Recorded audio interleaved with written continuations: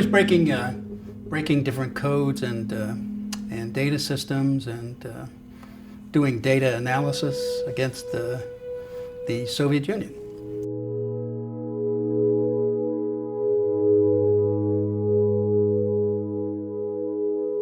After 9/11, they took one of the programs I had done, or the back end part of it, and started to use it to spy on everybody in this country. So that was a program they created called Stellar Wind.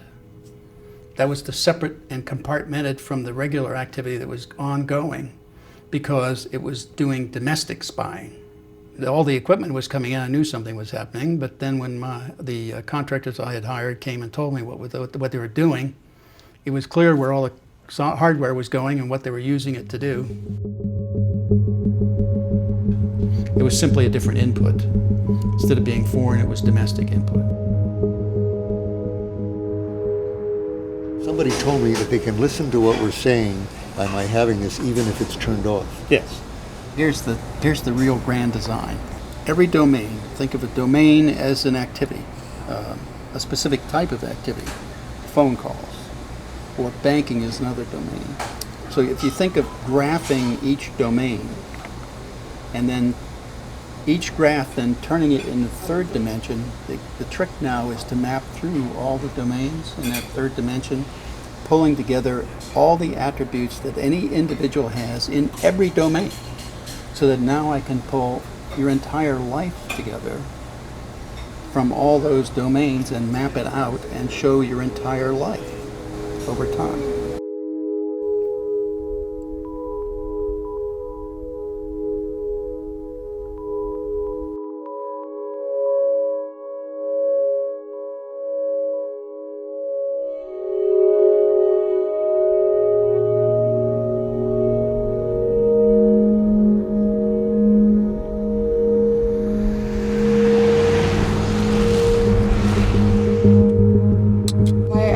Why you're not afraid? Why should I be? Because if what you're saying it was possible, it would be revolutionary and people would have a vested interest in preventing that from happening. I'm too old to be afraid. I'm too old.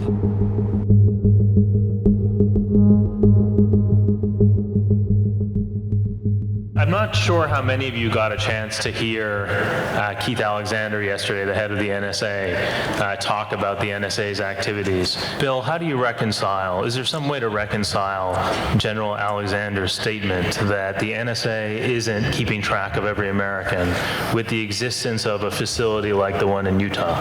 NSA's charter, and it was a legitimate one, was to do foreign intelligence, and I was with that all the way, and I did the best I could in that job. Unfortunately, they took those programs that I built and turned them on you, and I'm sorry for that. I didn't intend that, but they did that. What you're describing really is hard to reconcile with the laws as the laws are generally understood by the lawyers who work with them. Most people are familiar with the Webster's definition of intercept.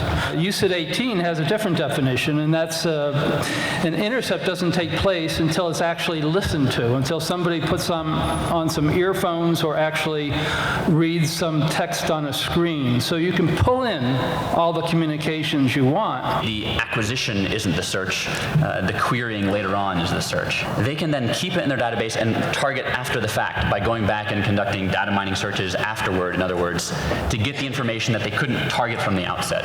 And there is another real problem. Unfortunately, the software will, once it takes in data, it will build profiles on everybody in that data. The purpose is to be able to monitor what people are doing. You build social networks for everybody. That then turns into the graph, and then you index all that data to that graph, which means you can pull out a community that gives you an outline of the life of everybody in the community. And if you carry it over time from 2001 up, you have that 10 years worth of their life that you could lay out in a timeline. That involves anybody in the country. Even senators and House of Representatives, all of them. The dangers here are that we fall into something like a totalitarian state like East Germany.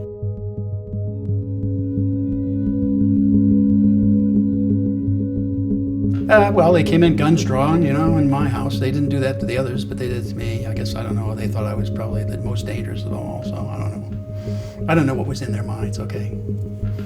So, but they did that, and they came in and pointed a gun at me when I was getting out of the shower at the time, so they pointed a gun right at my old head, said, hey.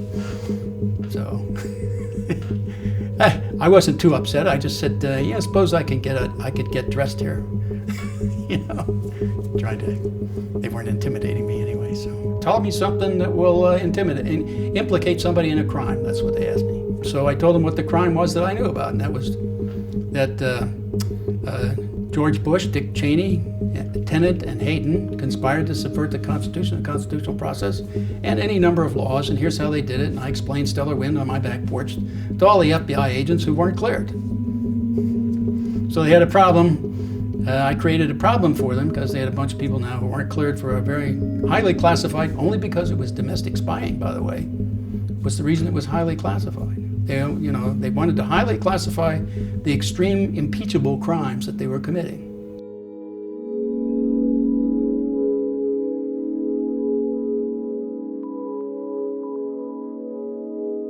It needs to be out in the open. We need to, as a democracy, we need to say, do we want our government doing this or not? And do we want our government to have this data or not? And if so, if we want them to have it, then what kind of controls? And they have to be a little bit more visible. It can't all be done in secret. You can't have secret interpretations of laws and run them in secret, not tell anybody. Or can't make up kill lists and not tell anybody what the criteria is for being a kill list.